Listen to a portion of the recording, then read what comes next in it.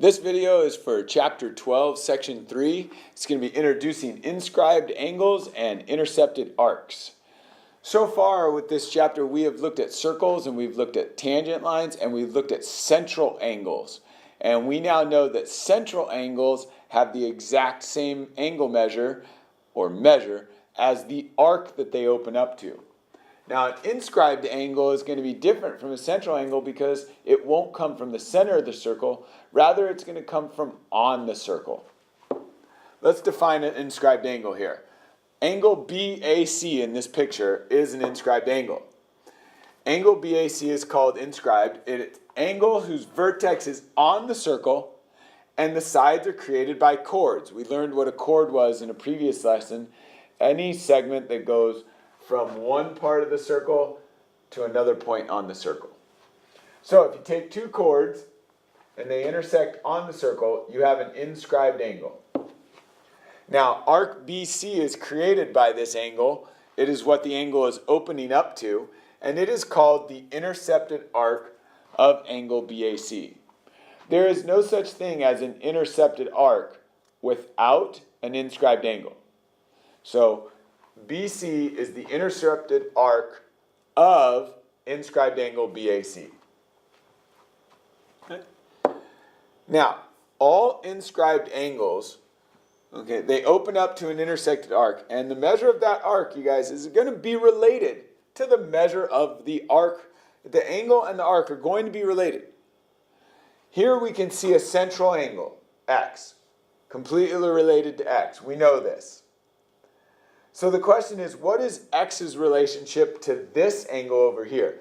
Clearly, this angle is smaller. You can look at this picture. There's no way these two angles can be the same. But we can use material from first semester and our understanding of triangles to figure out what the measure of that inscribed angle is. So if D is the center, and the measure of the arc is the same as the central angle. Remember, if D is the center, this is an isosceles triangle. So the radii are congruent, creating an isosceles triangle. And look at the angles I have added. Y and Y. These two angles have to be congruent. They are, because of the isosceles triangle theorem, the base angles must be congruent.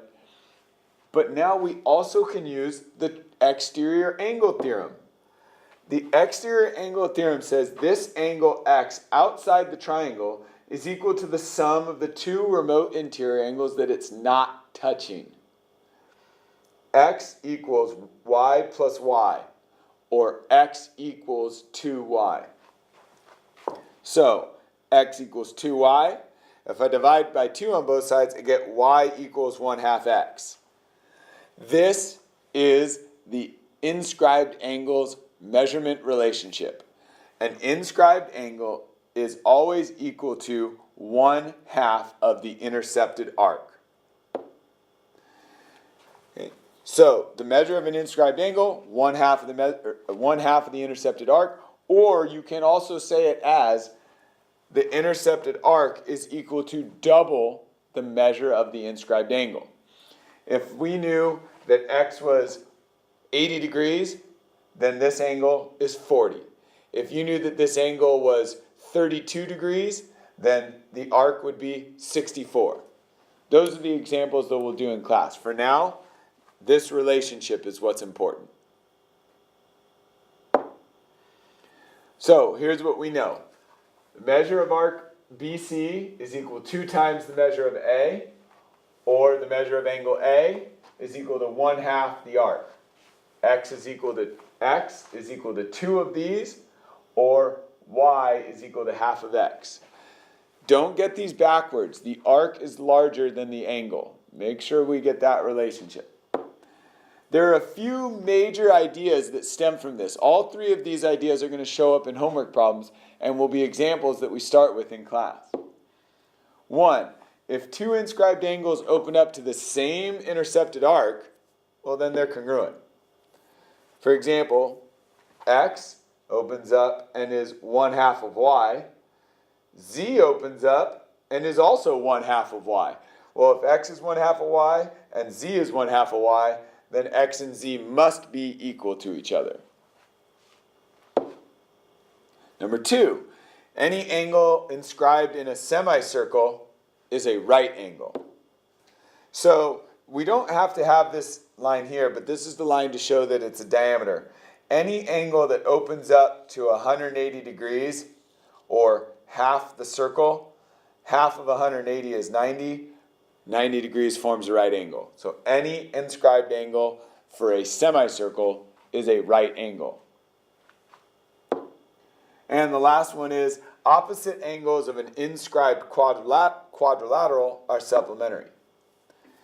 So x and y are opposite angles. They are supplementary.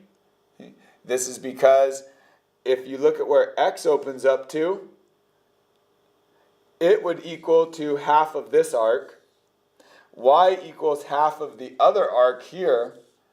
Well, together, x and y equal 1/2 of the whole circle. The whole circle is 360 degrees. So x and y together equal 180. It does not mean that x is 90 and y is 90. They could be 80 and 100. They could be 60 and 120. It just means that because together they open up to the whole circle, together they add up to 180. Okay, the final idea from this is that inscribed angles are also formed with a tangent and a chord, but it must be a tangent. It cannot be a line that would eventually go inside the circle. Here is a tangent line, here is a chord. They still form an arc, arc AB. We will call it the intercepted arc. So the measure of arc AB is 2 times angle A, or angle A is still 1/2 of the arc. Or we can use x and y and see the exact same relationship. X is equal to 2 times the angle y, or y is equal to 1/2 the arc x. That's it for chapter 12, section 3. We will do a bunch of examples using these inscribed angles in class, and then you will be able to work on that assignment.